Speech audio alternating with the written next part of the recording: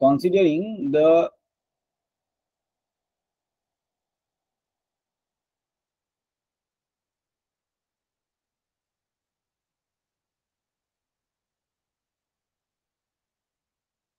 Syllabus structure, আমাদের কাছে 3 ধরনের টপিক আসে পরীক্ষার সময়তে মোটামুটি ভাবে কাজ করতে।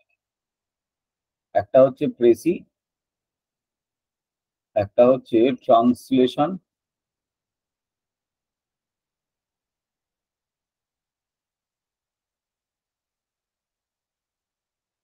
আরেকটা হয় হচ্ছে রিপোর্ট।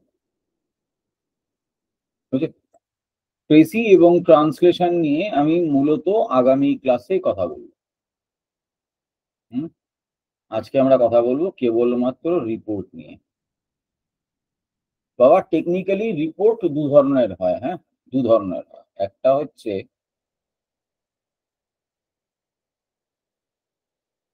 ইভেন্ট বা নিউজ রিপোর্ট,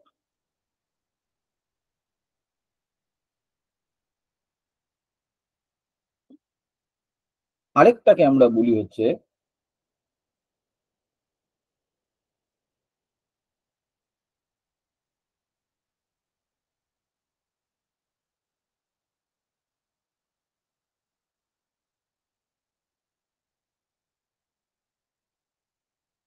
এডিটোরিয়াল। অভিজ্ঞতা বলছে যে এই ধরনের পরীক্ষাতে ইভেন্ট রিপোর্ট আসার সংখ্যা অনেক বেশি। হ্যাঁ, এডিটোরিয়াল রিপোর্টের স্কোপ অত্যন্ত কম, ইভেন্ট রিপোর্ট এই সমস্ত জায়গায় বেশি আসে। আমি দুটোই তাও করিয়ে রাখবো, ফর সেফার সাইড আমি দুটোই করিয়ে রাখবো। হ্যাঁ, এরকম না যে কোনো একটা বাদ দিয়ে দিলাম। তুমি ডিসাইড করবে কি করে যে এটা ইভেন্ট রিপোর্ট হবে না এডিটোরিয়াল রিপোর্ট হবে। মাথায় রাখবে, ইভেন্ট বা news report generally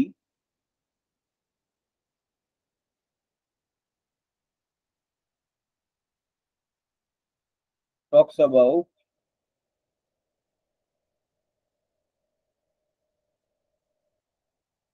an event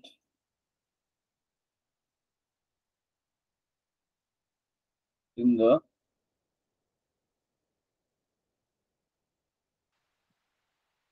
immediate past। আর এর একটা এসেনশিয়াল ফিচার হচ্ছে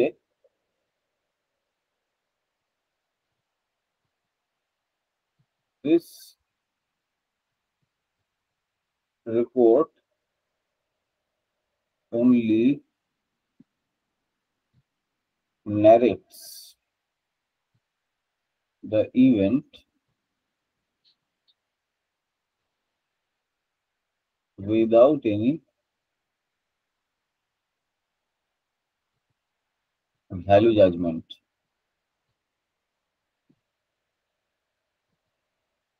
তার মানে হচ্ছে ইভেন্ট রিপোর্ট ব্যবহার করার এরিয়াটা হচ্ছে এরকম, ইভেন্ট রিপোর্ট বা নিউজ রিপোর্টের ক্ষেত্রে আমরা কেবলমাত্র ইমিডিয়েট পাস্টে মানে সাম্প্রতিক অতীতে হয়ে যাওয়া কোনো একটা ঘটনাকেই কনসিডার করি, প্রেফারেবলি ইয়েস্টারডে বা the day before yesterday.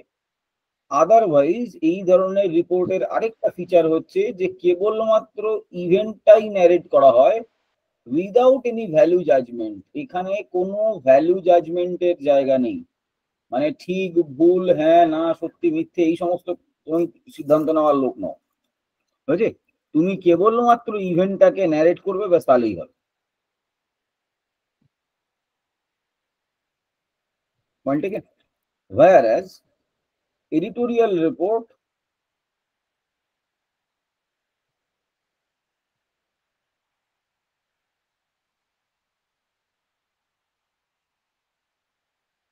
talks about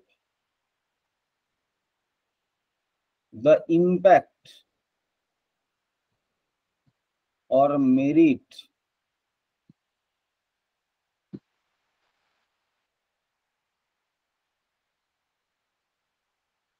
of an event in the past।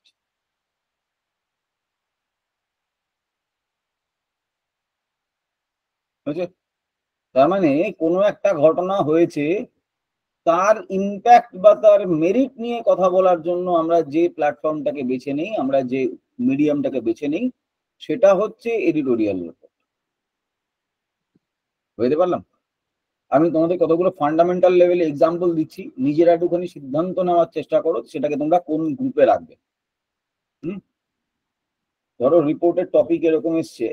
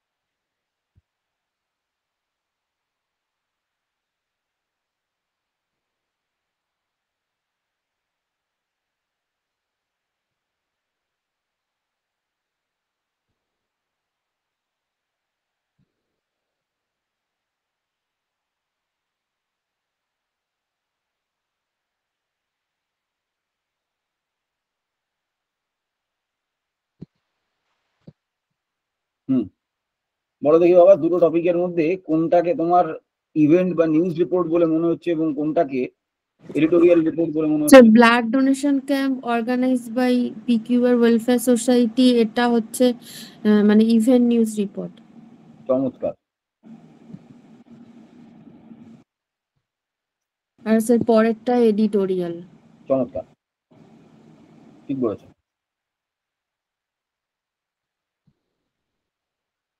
এটা হচ্ছে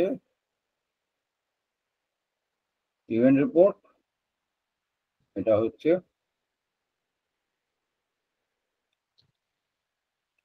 এডিটোরিয়াল।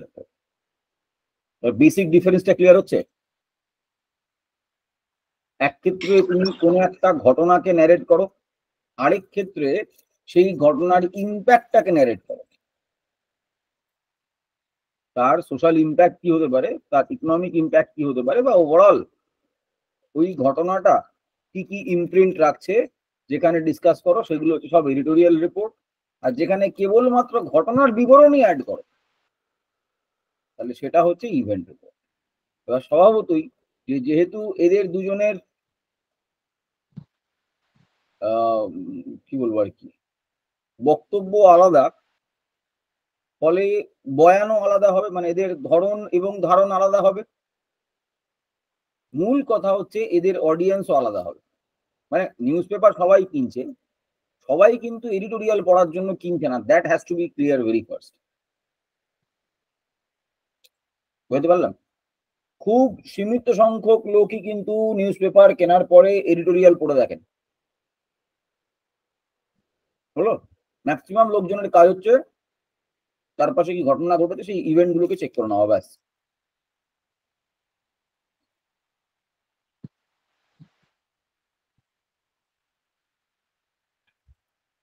বুঝতে পারলাম? বৃষ্টিতে বাজ পড়ে 5 জন মারা গেছে, কোন দিকে রাখবে এটাকে? Sir event news report. Event হবে স্যার, ব্যাস।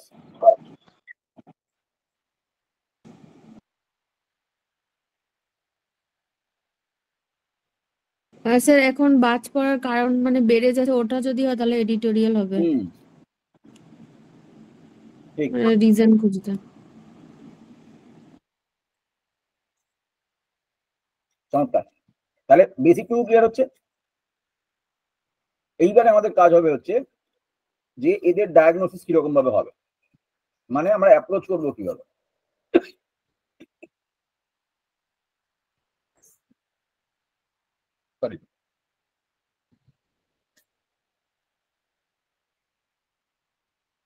ওই যে বললাম যে দুটো টপিকের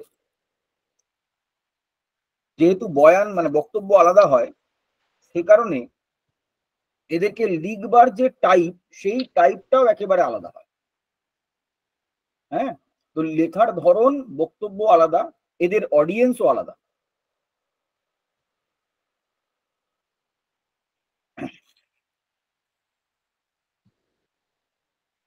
সেই জন্য ওদেরকে কখনো 1/4 দিয়ে আদার করতে নেই, দুটোকে সেপারেটলি দেখবে। হ্যাঁ,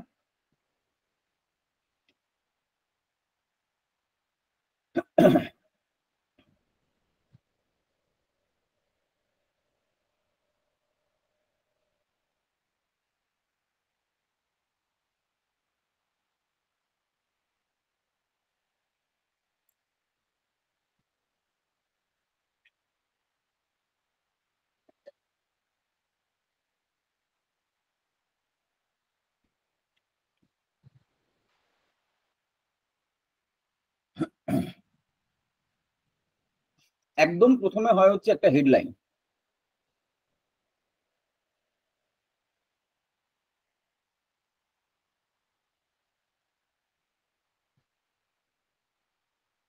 হলো, একদম প্রথমে লিখতে হয় পেজের মাথায় একটা হেডলাইন। হেডলাইন কেমন হবে? মাথায় লাগবে 5 words at max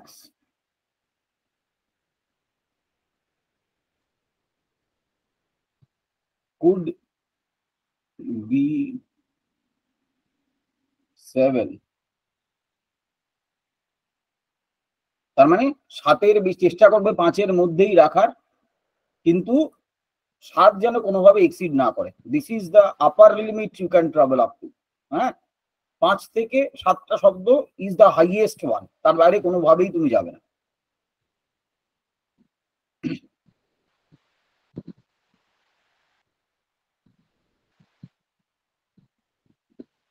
Initials in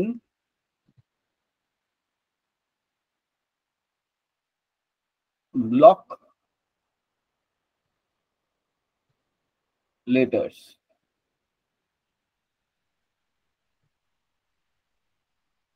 without বা except for preposition। প্রেপোজিশন বাদ দিলে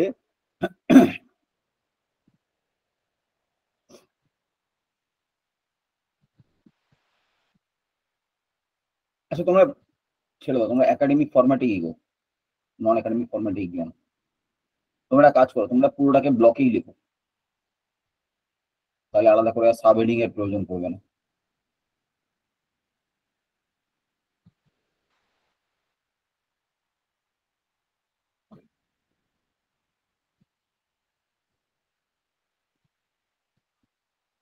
কেবলমাত্র ব্লক লেটারে লিখো, ঠিক আছে? সাব হেডিং করতে হবে না। তার ঠিক পরে মাথায় রাখবে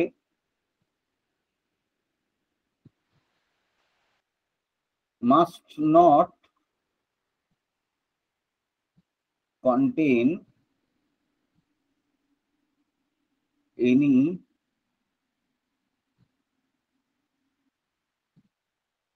finite verb। কোনো শর্তে এখানে যেন কোনো ফাইনাইট ভার্ব না থাকে। কোনো শর্তে যেন ফাইনাইট ভার্ব না থাকে, এই 3টে প্রপার্টি মাথায় রাখতে হবে।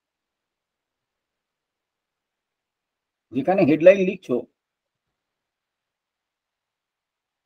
তার নিচে ডান দিকে লিখতে হয়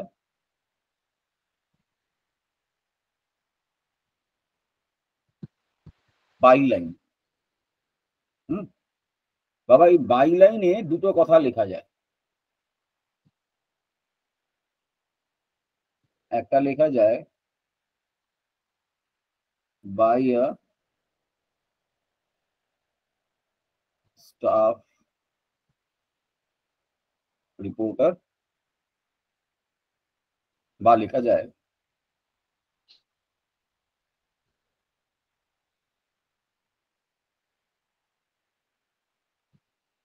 স্পেশাল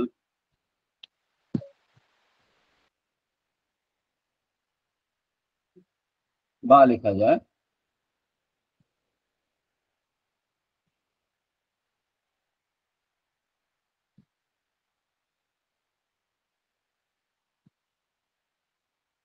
বাই লোকাল।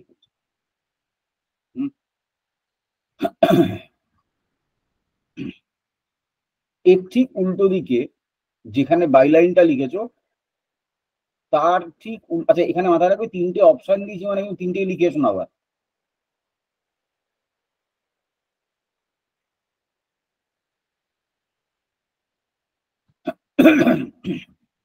তিনটের মধ্যে যে কোনো একটা লিখবে, হ্যাঁ। আর এর ঠিক উল্টো দিকে একটু নিচে লিখতে হয় হচ্ছে